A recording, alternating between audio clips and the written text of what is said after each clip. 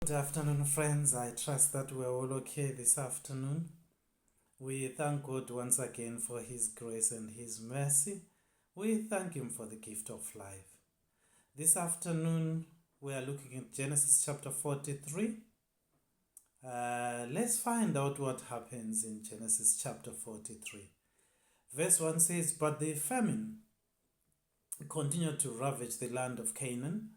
When the grain they had brought from Egypt was almost gone, Jacob said to his sons, 'Go back and buy us a little more food.' But Judah said, 'The man was serious when he warned us. You won't see my face again unless your brother is with you. If you send Benjamin with us, we will go down and buy more food. But if you don't let Benjamin go, we won't go either. Remember, the man said, you won't see my face again unless your brother is with you.' 'Why were you so cruel to me?' Jacob mourned. 'Why did you tell him you had another brother?' Verse 7, the man kept asking questions about our family. They replied. He asked, 'Is your father still alive? Do you have another brother?' So we answered his questions. How could we know he would say, 'Bring your brother down here'? Judah said to his father, 'Send the boy with me, and we will be on our way. Otherwise, we will all die of starvation. And not only we, but you and our little ones. I personally guarantee his safety. You may hold me responsible if I don't bring him back to you. Then let me bear the blame forever. If we hadn't wasted all this time, we could have gone and returned twice by now.' So their father Jacob finally said to them, if it can't be avoided, then at least do this. Pack your bags with the best products of this land. Take them down to the man as gifts: balm, honey, gum, aromatic resin, pistachio nuts, and almonds. Also take double the money that was put back in your sacks, so as it was probably someone's mistake. Then take your brother and go back to the man. May God Almighty give you mercy as you go before the man, so that he will release Simeon and let Benjamin return. But if I must lose my children, so be it.' So the men packed Jacob's gifts and doubled the money and headed off with Benjamin. They finally arrived in Egypt and presented themselves to Joseph. When Joseph saw Benjamin with them, he said to the manager of his household, 'These men will eat with me this afternoon. Take them inside the palace, then go slaughter an animal and prepare a big feast.' So the man did as Joseph told him and took them into Joseph's palace. The brothers were terrified when they saw that they were being taken into Joseph's house. 'It's because of the money someone put in our sacks last time we were here,' they said. 'He plans to pretend that we stole it. Then he will seize us, make us slaves, and take our donkeys.' The brothers approached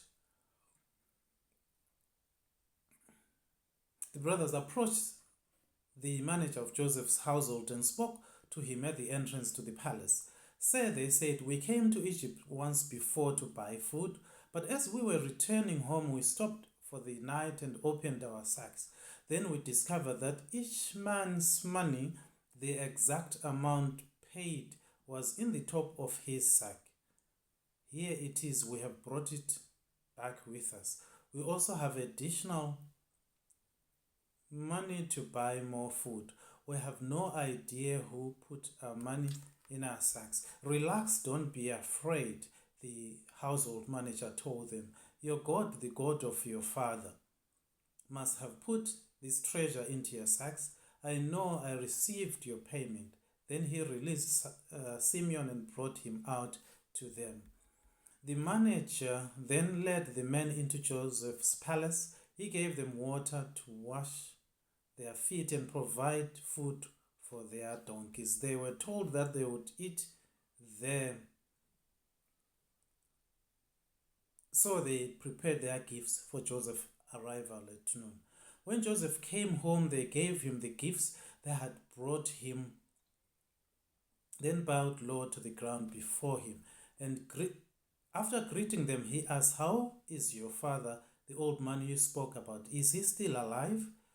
"Yes," they replied, "Our father, your servant, is still alive." And they bowed low again. Verse 29. Then Joseph looked at his brother Benjamin, the son of his own mother. "Is this your youngest brother, the one you told me about?" Joseph asked. "May God be gracious to you, my son." Verse 30. Then Joseph hurried from the room because he was overcome with emotion for his brother. He went into his private room where he broke down and wept. Verse 31. After washing his face, he came back, keeping himself under control. Then he ordered, "Bring out the food." The waiters served Joseph at his own table, and his brothers were served at a separate table. The Egyptians who ate with Joseph sat at their own table because Egyptians despise Hebrews and refused to eat with them. Joseph told each of his brothers where to sit, and to their amazement, he seated them according to age, from oldest to youngest. And Joseph filled their place with food from his own table, giving Benjamin 5 times as much as he gave the others. So they feasted and drank freely with him. So this is chapter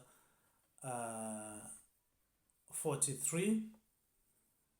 The famine is worse or is severe.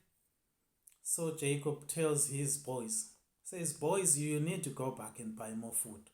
We are running out of food."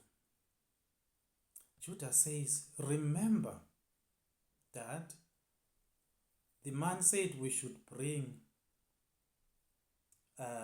Benjamin with us. Otherwise, if we don't do that, we are not going to see his face." And Jacob tried to complain and mourn about what they had done, but he realized that if that didn't happen, the food was going to run out. And he was also worried about Simeon, who was left in Egypt. So he ended up deciding that it's okay, prepare gifts and take the boy with you. And they went back to Egypt. When they got there, and when Joseph saw his brother, he told the manager that these men will eat with me this afternoon. So go and prepare food, prepare an animal. I want to eat with these men this afternoon. So they were brought into the palace. They were given water to wash their feet. But they were so worried. They were thinking that this was a trap because of the money that was put in their sacks. They thought that Joseph would say that they had stolen the money. So they were not 100% sure why they were being called to come into the palace. They were not even thinking that it was their own brother. So they waited for Joseph. When Joseph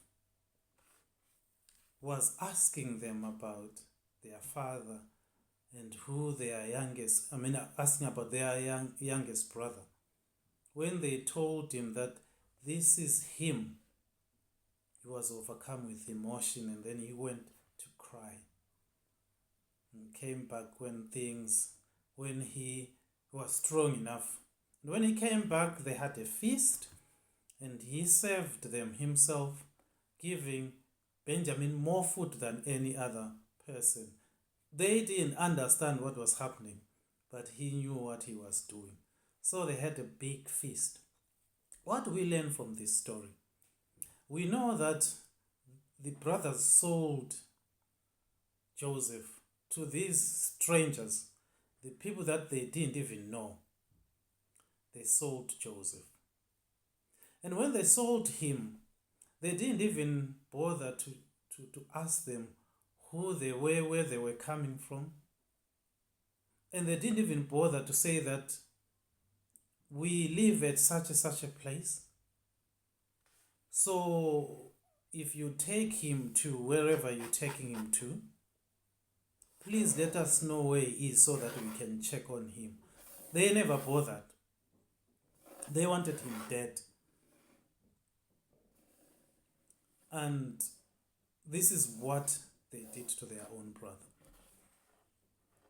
You know, at face value, this looks like a very cruel thing. Or rather, it is a very cruel thing. But God allowed this incident to happen. He had a reason why he allowed this incident to happen. God knows the end from the beginning. He knows the future. He knew that if this incident took place, it means that sometime in future, Jacob and his family and many other people will be saved from this ravaging famine, which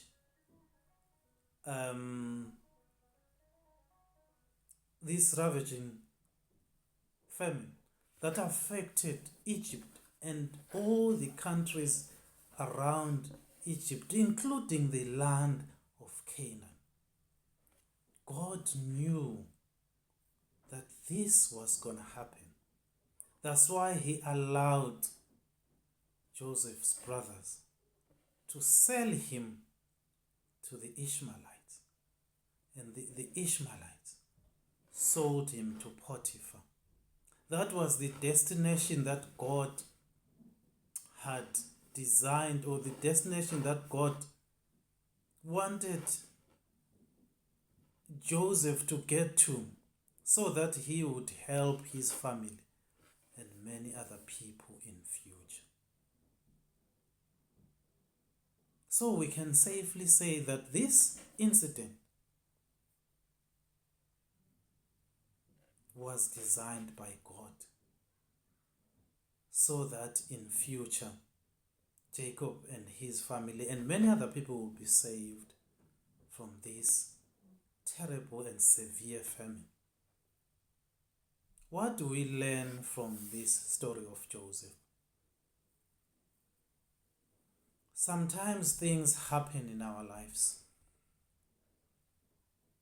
things that are cruel, things that are bad. People do things to us, things that are bad. And we cry and mourn. But God knows the end from the beginning.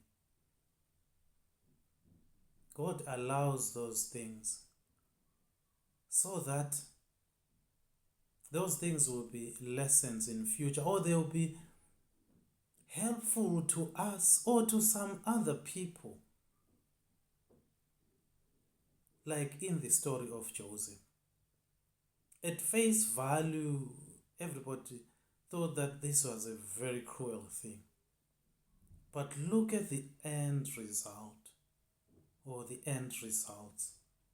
This story was a blessing in disguise. So let's not mourn about everything that happens in our lives. Let's know that God says, I know the plans that I have for you. Plans to prosper you, not to harm you. So next time when things happen to us, let's think about the story of Joseph.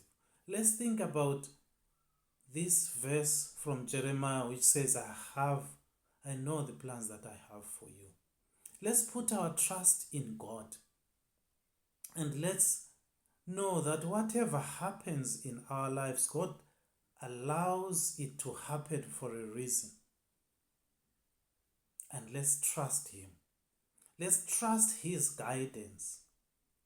Let's trust that wherever we are going or whatever happens to us, let's trust Him that He is in control. He knows what He is doing about that situation or what He is doing about our lives. And those things that happen to us will be helpful either to us or to other people. Some people will learn lessons from those things, or ourselves will learn lessons from those things. So let's trust God. And I hope that this story of Joseph will teach us to trust God. And I encourage us to trust God and know that He will not allow things that harm us, but whatever He allows to happen in our lives is things that will benefit us. Let's trust Him over and over again. He will not leave us. He will not forsake us.